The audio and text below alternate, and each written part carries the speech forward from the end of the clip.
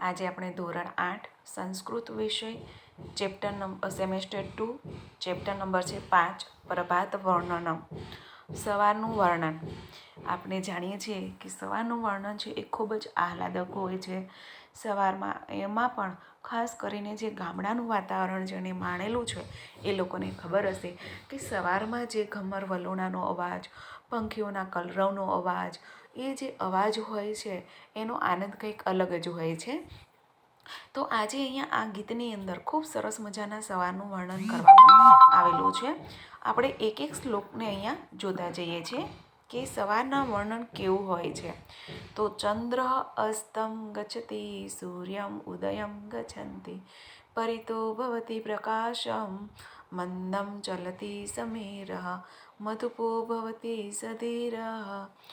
ચંદ્ર અસ્ત. અસ્ત એટલે શું થશે? અસ્ત પામવું, ડૂબી જવું. ચંદ્રનો અસ્ત ગચ્છતિ એટલે કે જાય છે. ચંદ્રનો અસ્ત થઈ જાય છે. ઉદયમ સૂર્ય ઉદયમ ગચ્છતિ અને સૂર્યનો ઉદય થાય છે. પરિતો ભવતી પ્રકાશ. પરિતો એટલે કે ચારે બાજુ, ભવતી એટલે કે ફેલાય છે. શું ફેલાય છે? પ્રકાશ. સૂર્યનો પ્રકાશ ચારે બાજુ ફેલાય છે. મંદમ ચલતી સમીરહ. મંદ એટલે કે ધીરે ધીરે, ચલતી એટલે કે ચાલે છે, સમીરહ એટલે કે પવન.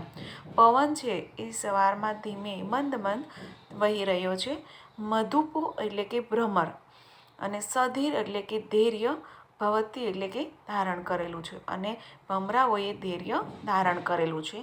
અહીંયા આ પ્રથમ શ્લોકની અંદર સવારમાં આપણે ખબર છે કે ચંદ્ર છે તે અસ્ત થઈ જાય એટલે કે ડૂબી જાય અને સૂર્યનો ઉદય થાય છે. જેમ જેમ સૂર્યનો ઉદય થાય એમ એ સૂર્યના કિરણો ચારે બાજુ ફેલાય છે, એમનો પ્રકાશ ફેલાતો જાય છે અને એકદમ સવારનો ઠંડો પવન ધીમે ધીમે વહી રહેતો હોય છે. અને સૂર્યના ઉદયની સાથે જે પુષ્પ હોય છે, ફૂલ હોય છે, એ ફૂલની ઉપર ભ્રમર છે એ પોતાનું ધૈર્ય ધારણ કરીને બેસી જાય છે. તો અહીંયા પ્રથમ શ્લોકની અંદર કહેવામાં આવ્યું છે કે આપણે પિક્ચર પણ સાથે સાથે જોઈએ એટલે આપણે આઈડિયા આવી જાય છે કે ચંદ્રનો અસ્ત થઈ રહ્યો છે, સૂર્યનો ઉદય થઈ રહ્યો છે, ચારે બાજુ પ્રકાશ ફેલાયેલો છે, પવન છે એ ધીમે ધીમે વહી રહ્યો છે અને ભમરાએ ધૈર્ય ધારણ કરેલું છે. ત્યાર પછી બીજા શ્લોકની અંદર કહે છે કલિકા વૃંદમ વિકસતી કલિકા વૃંદમ વિલસતી નિંદ્રા તંદ્રા ભગ્ના જનતા કર્મણિ લગ્ના સકલે નવ ઉલ્લાસ વંદને વદને હાસ. કલિકાવૃંદ. કલિકાવૃંદ એટલે શું થાય કે ફૂલોનું જે કળીઓ હોય, ફૂલ ખીલે એ પહેલાંની જે નાની કળી હોય એ કળીઓ છે એટલે વૃંદ એટલે કે એનો આખો સમૂહ. કોઈ એકાદ બે ફૂલ નહીં, પરંતુ જે નાના નાના ફૂલો સૂર્યનો ઉદય થાય એવી રીતે જેમ જેમ સૂર્યનો ઉદય થતો જાય એમ એમ જે ફૂલની કળી હોય છે એ કળીનો પણ ધીરે ધીરે વિકાસ થતો જતો હોય છે. એટલે અહીંયા કહે છે કે જે કળીઓ છે ફૂલની એનો આખો વૃંદ એટલે કે ઘણી બધી કળીઓ છે તે વિકસી રહી છે, ખીલી રહી છે. લતિકા વૃંદમ વિલસતી. લતિકા. લતિકા એટલે કે વેલ. આપણે જે વૃક્ષ ઉપર વેલ ચડતી હોય તેનો સમૂહ છે એ ખીલી રહ્યો છે. નિંદ્રા તંદ્રા ભગ્ના. નિંદ્રા એટલે કે આપણે જે સૂઈ રહ્યા છે તે સવારમાં જેમ જેમ સૂર્ય ઉગે એટલે કે બધા જ ઉઠી જતા હોય છે અને તંદ્રા એટલે કે આળસને, ભગ્ના એટલે કે દૂર થાય છે. સવારમાં આપણે ઉઠીએ છીએ, સૂર્યોદય થાય એ પહેલાં તો આપણે ઉઠી જઈએ છીએ, આપણી ઊંઘ પણ દૂર થઈ જાય છે અને આળસ પણ દૂર થઈ જાય છે. જનતા કર્મણી લગ્ન. જનતા એટલે કે લોકો, કર્મણી એટલે પોતપોતાના કાર્યની અંદર, લગ્ન એટલે કે લીન થઈ જાય છે. સવાર પડે ખેડૂતો હોય તો પોતાના ખેતરે જતા રહે, કોઈ ધંધાવાળા હોય તો એ પણ પોતાના કામે ચાલી જતા હોય છે, ગૃહિણી પોતાના ઘરકામમાં વ્યસ્ત થઈ જતી હોય છે, બાળકો છે તો પોતે સ્કૂલે જતા રહેતા હોય છે. એટલે અહીંયા એવું કહેવા માગે છે કે લોકો સવારમાં ઉઠે અને પોતાની આળસ દૂર કરી અને પોતપોતાના કામમાં લાગી જાય છે. સકલે નવ ઉલ્લાસ. સકલ એટલે કે દરેક જગ્યાએ, ચારે બાજુ નવ ઉલ્લાસ, નવી ચેતના દેખાય છે.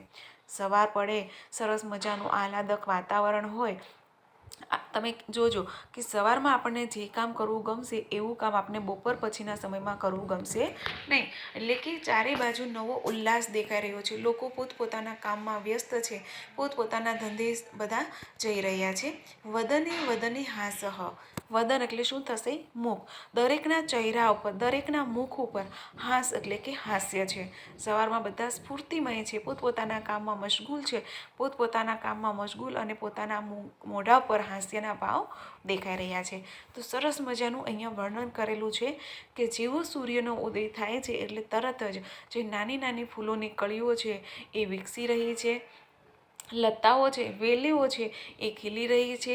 લોકો પોતે નિંદ્રાનો ત્યાગ કરી, આળસનો ત્યાગ કરી અને પોતપોતાના કાર્યમાં તલ્લીન થઈ જાય છે. એક નવી ચેતનાનો ઉલ્લાસ જાગે છે અને લોકોના મુખ ઉપર હાસ્ય દેખાઈ રહ્યું છે. ફરી પાછું આપણે એક વખત રિપીટ કરીએ. કલિકા વૃંદમ વિકસતી. કલિકા એટલે કે કળીઓનો સમૂહ છે તે ખીલી રહ્યો છે. લતિકા વૃંદમ વિલસતી. લતાઓનો જે સમૂહ છે તે વિકાસ પામી રહ્યો છે, વિકસી રહ્યો છે. નિંદ્રા તંદ્રા ભગ્ના.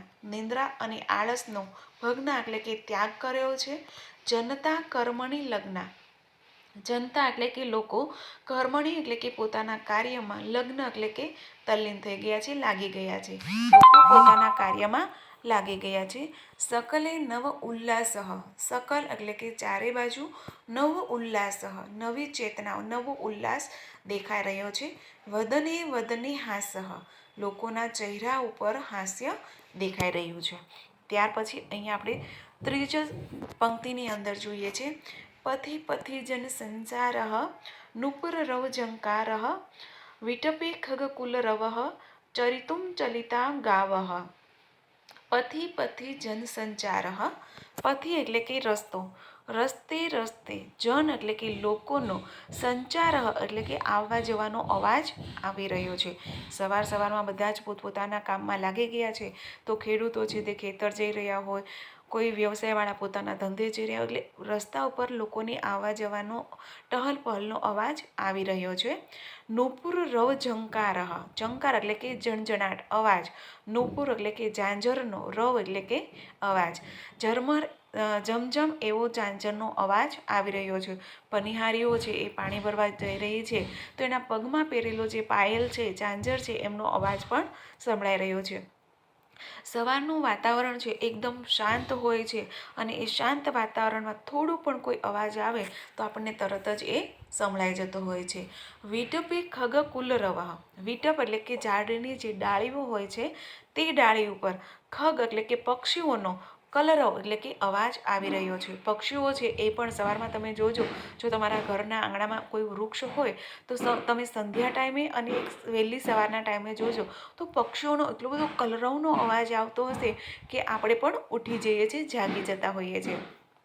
સાંજ પડે દરેક પક્ષી પોતપોતાના માળામાં પાછા આવતા હોય એ સમયે અવાજ, અને જ્યારે સવારમાં પક્ષીઓ ચણ લેવા માટે બહાર ઉડી જતા હોય છે ત્યારનો અવાજ એ ખૂબ જ આનંદ આપનારો કલરવનો એમનો અવાજ હોય છે, કલરવ હોય છે. ચરિતુ ચલિતા ગાવહ.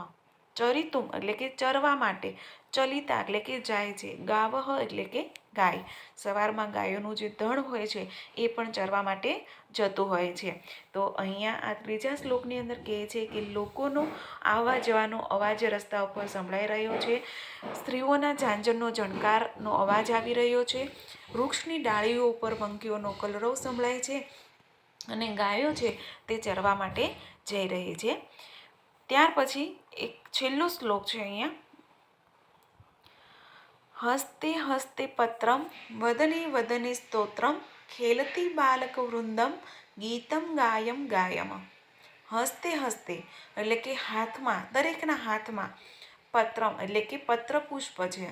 વદને વદને સ્તોત્રમ, વદન એટલે કે મુખમાં, દરેકના મુખ ઉપર સ્ત્રોતગાન છે. એટલે અહીંયા સવારનું વર્ણન કર્યું છે કે આપણે સવારમાં ઉઠી ભગવાન સૂર્યનારાયણને જળ ચડાવતા હોઈએ, પૂજા અર્ચના કરતા હોઈએ તો આપણે ભગવાનને પુષ્પ ચડાવીએ તો કહે છે કે દરેકના હાથમાં પુષ્પપત્ર છે, દરેકના મુખ ઉપર શ્લોકોનું ગાન છે. ખેલતી બાલક વૃંદમ, અને ખેલતી એટલે કે રમવું, બાલક વૃંદમ બાળકોનો જે નાના નાના છોકરાઓ છે એમની ટુકડી છે, વૃંદ એટલે કે સમૂહ, જે વધારે છોકરાઓ હોય તે, તો બાળકનો જે વૃંદ છે એ ખેલી રહ્યો છે, રમી રહ્યો છે. ગીતમ ગાયમ ગાયમ, કઈ રીતે ખેલી રહ્યો છે? તો ગીત ગાતા ગાતા એ રમી રહ્યા છે. તો સંપૂર્ણ શ્લોકનો અનુવાદ આપણે ફરી એકવાર કરીએ કે લોકોના હાથમાં પત્રપુષ્પ છે, તેમના મુખોની અંદર શ્લોકોનું ગાન ચાલી રહ્યું છે. બાળકોનો જે સમૂહ છે તે ગીત ગાતા ગાતા રમી રહ્યો છે. તો ખૂબ સરસ આ પ્રભાતનું વર્ણન કરેલું છે, જે અહીંયા આપણે પૂર્ણ થઈ જાય છે. ત્યાર પછી અહીંયા આપેલા જે શ્લોક ટિપ્પણી છે એ પણ આપણે લખવાની છે. ત્યાર પછી આપણે સ્વાધ્યાયના પ્રશ્નો જોઈએ છીએ. તો પ્રથમ પ્રશ્ન છે તેમાં તો માત્ર ઉચ્ચારણ કરવાનું છે, એટલે આપણે એમને જ લખી દેવાનું છે. હવે સેકન્ડ પ્રશ્ન જે છે કે સૂર્યોદય કદા ભવતી, સૂર્યોદય ક્યારે થાય છે? સાયંકાલે થાય? ના થાય. પ્રભાતે થાય? સૂર્યનો ઉદય ક્યારે થાય છે? પ્રભાત એટલે કે સવારમાં થાય. તો રાઈટ આન્સર આવશે સૂર્યોદય.